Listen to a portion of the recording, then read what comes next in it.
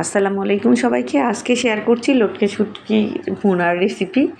প্রতিদিনের রান্নার তালিকায় ডিফারেন্ট কিছু থাকলে খেতে খুবই ভালো লাগে। তো সেই জন্যই আজকে এই ধরনের শুটকি রান্নার রেসিপিটা শেয়ার করছি আজকের রান্নার। তো শুটকি রান্না করার জন্য প্রথমেই আমি কড়াইটা আর তেল সহ কড়াইটা সুন্দর করে হিট করে নিয়েছি।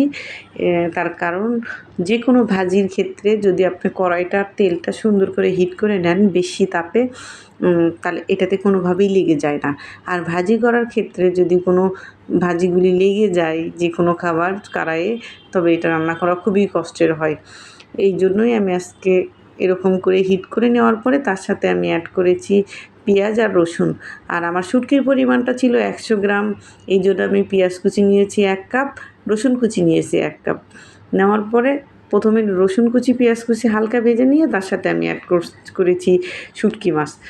এই 3টি উপকরণ অ্যাড হওয়ার পরে 3টি উপকরণ একসাথে খুবই কম আঁচে সুন্দর করে ভেজে নিয়েছি। আর শুটকি মাছ রান্না করতে গেলে কোনোভাবেই চুলার তাপ বাড়ানো যাবে না, হালকা আঁচে যখন দেখা যাবে ভিতর থেকে কুকড হয়ে এসেছে, যখন রান্নাটার ভাজার কালারটা বাদামি বাদামি হয়ে এসেছে, তারপরে আমি এটার সাথে অ্যাড করেছি লবণ, হলুদের গুঁড়া, মরিচের গুঁড়া।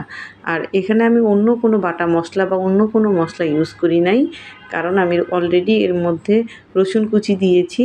আর আমার কাছে মনে হয় শুটকিটা শুধু রসুন দিয়ে রান্না করলেই বেশি মজা হয়।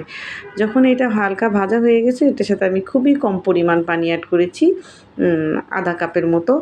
আর এইটার পানি শুকানোর পরে আবার এটা সুন্দর করে ভেজে নিয়েছি। আর কাঁচামরিচটা দিয়েছি মূলত দেখার সৌন্দর্যের জন্য।